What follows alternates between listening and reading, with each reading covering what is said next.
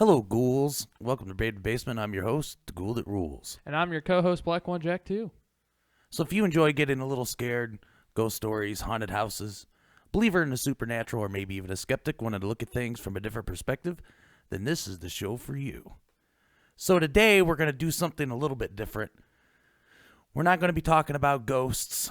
We're going to be talking about a serial killer, but there is some mystery to this serial killer. So this is going to go into the unsolved mysteries area of the podcasting world.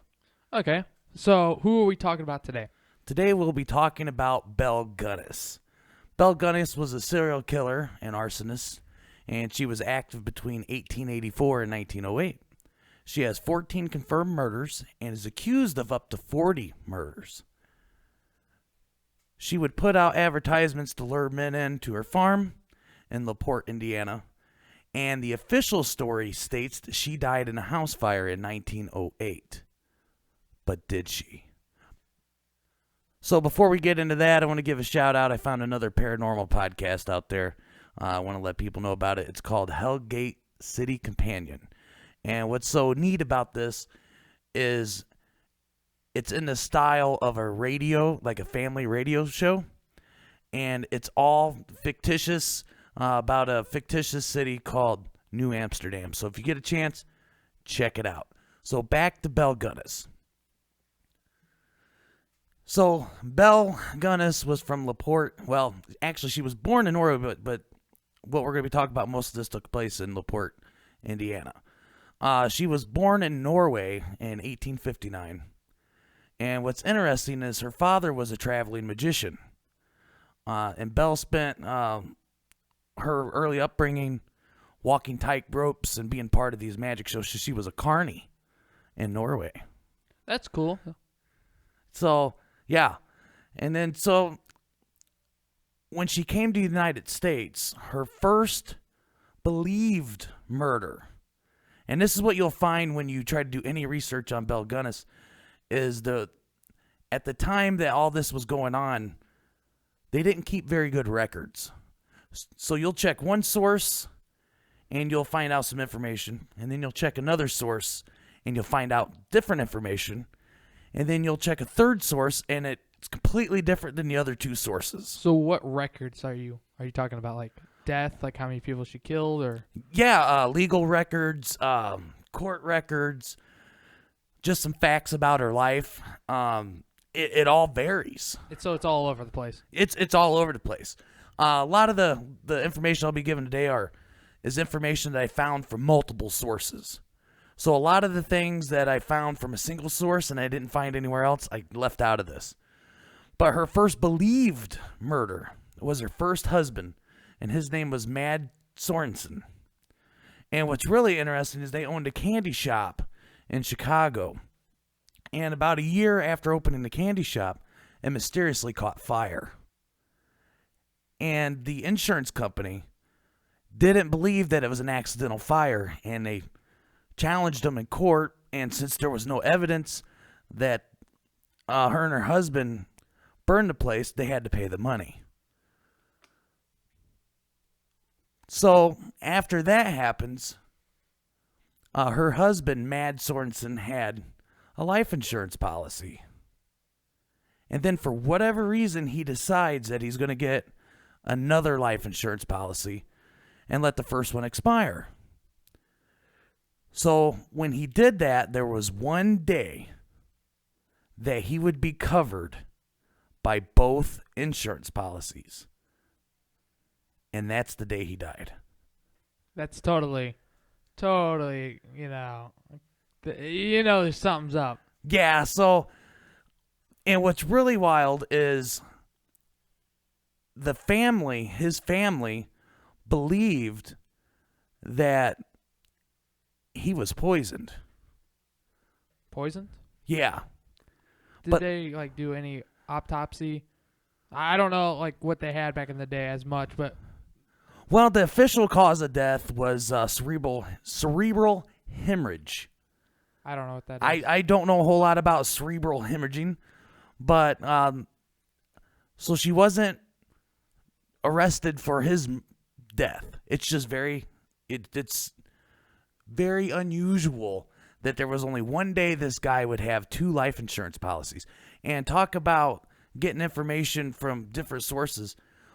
One source told me that she cashed out $5,000, and another source told me she cashed out $8,500. So a little, it's just all over the place, like we said. Yeah. So then Belle goes on to marry another guy, and his name was Peter Gunness. Okay, and so this was about 1901 that she married Peter. And Peter died with a skull fracture. And Belle claimed he reached for something high on a shelf, and a meat grinder fell on his head. He had a life insurance policy as well, but I did not find a dollar amount. But what's interesting to note about this story is they had a foster daughter named Jenny Olson. And Jenny Olson told a classmate at school that her mother killed her father. So they charged Belle with the murder of Peter. And when Belle stood trial, the foster daughter would not repeat that comment again. She denied it. So due to lack of evidence, Belle was found innocent. All charges dropped. Then, shortly after that, Jenny went missing. Totally. Coincidence, come on. So the authorities got involved in this, and Belle told the authorities that she sent Jenny to California for school. So that's how she explained her absence. So now, Belle purchases a farm in LaPorte, Indiana, and she would put out advertisements looking for a husband. And I'm going to read an advertisement that she posted. So this is word for word one of her advertisements. Personal. Comely widow who owns a large farm in one of the finest districts of LaPorte County, Indiana, desires to make the acquaintance of a gentleman with a view to joining fortunes. No replies by letter will be considered unless the sender is willing to follow and answer with a personal visit. Okay. So if you notice in here, she's saying that she's a comely widow, and she lives in a really nice area in LaPorte, Indiana, and is looking to make the acquaintance of a gentleman to join fortunes. So if you look up, let's just say $5,000 around 1900, that's over $100,000 today. So she was pulling these insurance scams or killing husbands with insurance policies and cashing out. So she had quite a bit of money. So what she's looking to do here is lure men in, have them send her money, kill them, and then take their money. And then do it again. Yeah, and just keep doing it. And so eventually someone was suspicious of this, and his name was Isle Helgelin. And he was the brother of one of Belle's victims. His name was Andrew.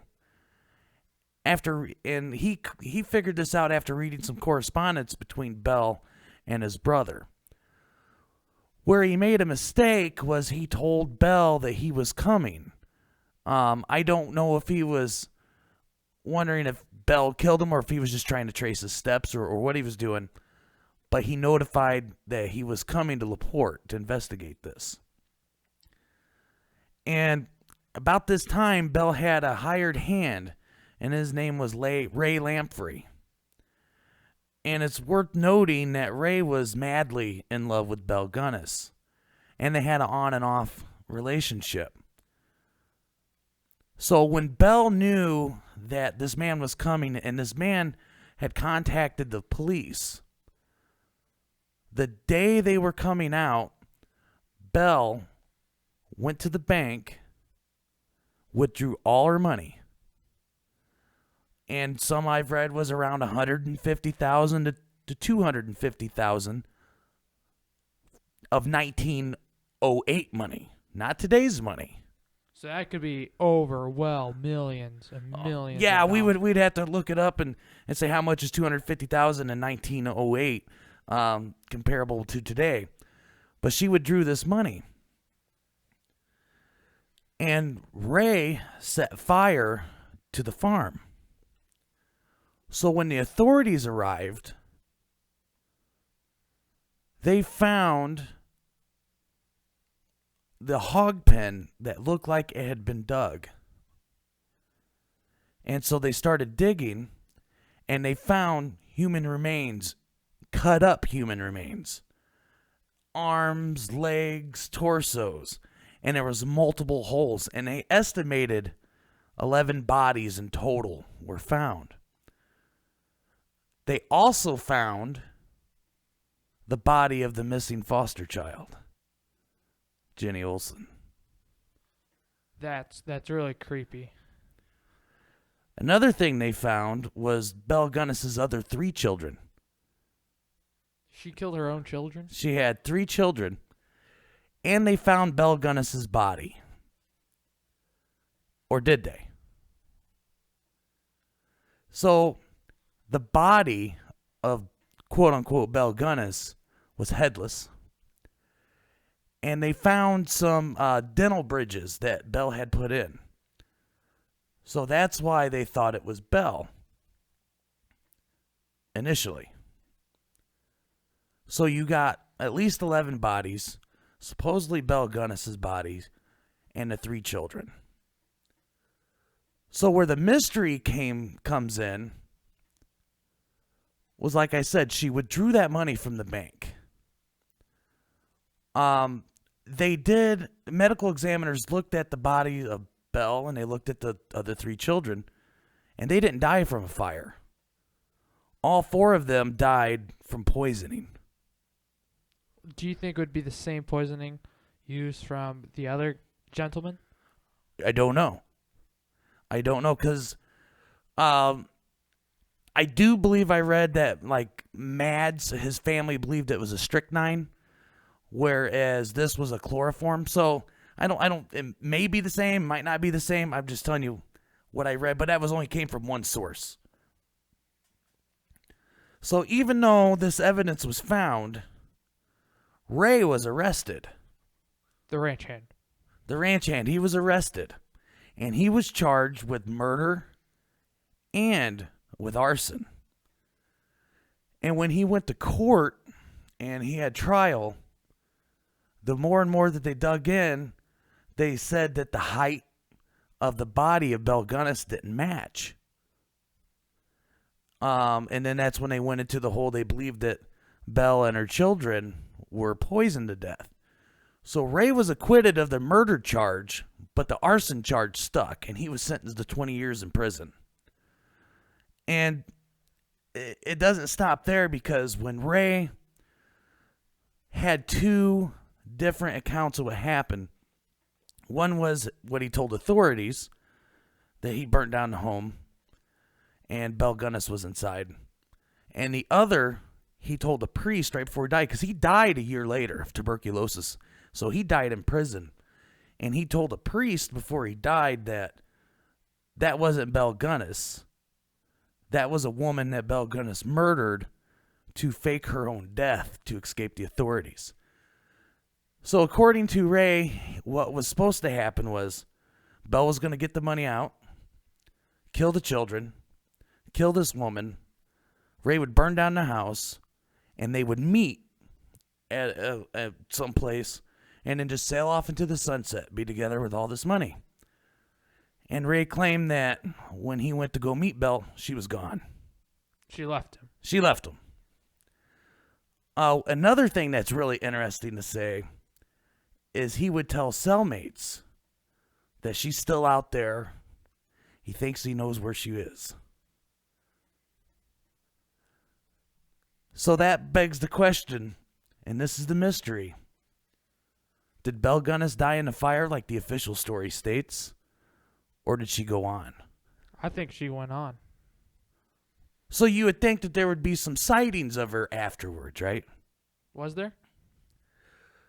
Every source that I checked would say that there was multiple sightings of her, and I could only find one instance where they went into detail. And this is what makes it so exciting is the final report of her. She was believed, so they arrested this woman in Los Angeles, and her name was Esther Carlson, and some people believed that was Belle Gunness, and they arrested her for poisoning a man named August Lindstrom. Esther never stood trial. She died before the trial could take place. But when she died, the sightings ended. Now, I did some digging, and the LaPorte County Historical Society actually released a statement. And so this is a quote from them. There were numerous sightings of the murderess across the country. She was a reputed prostitute in a brothel down south and a madame on the Atlantic coast. So I got to thinking about that quote. And what's interesting about it is they didn't confirm nor deny whether or not Belle Gunness survived and went on. But they just said there were numerous sightings. And it makes you wonder, just for a moment, if people really seen her or if people just believed that they seen her because her legacy still is out there. Was still out there. Because I like that where it says that she was a prostitute in a brothel down south and a madame on the Atlantic coast. So that legacy spread, all out through LaPorte and across America. Right, yeah. So did people just, this could be Belle Gunness here, or that could be Belle Gunness, or was she just everywhere, or was she nowhere? It really is fascinating, just how it happened. Yeah, and so her legacy, there's been some documentaries about her. Rob Zombie did a song about her. There's a lot on the internet about her. She's not as famous of a murderer as you would think that she is, so she's not as big as Jack the Ripper. But she has a cult following, people who like to follow this story. Now, I took a trip one time to LaPorte trying to find the farm. And unfortunately, I wasn't able to find the farm. But I found it, if that makes any sense, because the farm doesn't exist anymore. Now it's just a subdivision. So this whole subdivision was her farm. And I didn't even realize it till I had gave up looking for it. And I'd stopped at a local diner in LaPorte. And as I was eating, I kept digging. And someone posted on a thread somewhere that if you're looking for her farm and you see these houses, you're on the farm. That's where the farm was. So it's not a big open farm anymore. Definitely wouldn't want to be living there. Something else I forgot to mention. I believe it was around 2008-ish. They actually exhumed the body of the woman and did a DNA test on her. Because they had a letter that she wrote to one of these men and it had DNA on it, had her DNA. But unfortunately, the results were inconclusive. They weren't able to get anything from it.